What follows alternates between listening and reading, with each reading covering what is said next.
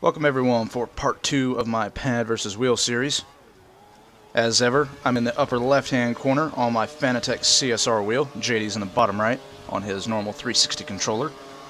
Looks like I've had a little bit more curves to get a little bit of momentum down the pit straight, as I've tacked out quite a bit earlier than him and going in here into the approach to turn 1, as I've shifted in the second just a little bit later than I wanted to.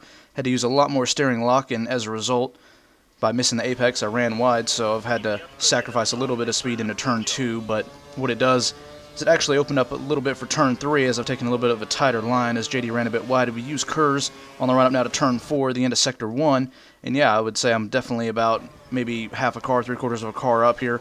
As we go through turn 4, I dropped into second gear, got on DRS quite a bit earlier. Definitely a benefit of having a wheel, is for some reason I've dropped it into first gear going through turn 5.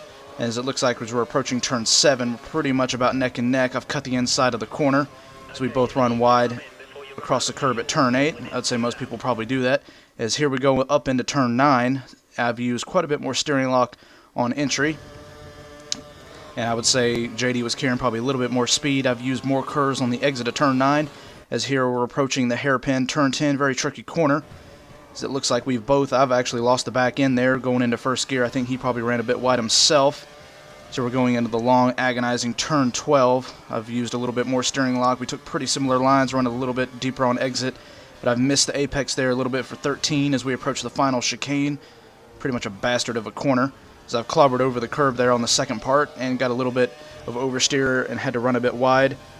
So it looks like he actually lost the back end coming out of the final corner, and there you go. There's less than 1/10 of a second between it. I'd say the pad is probably pretty close to the wheel around here. So until next time, Cody out.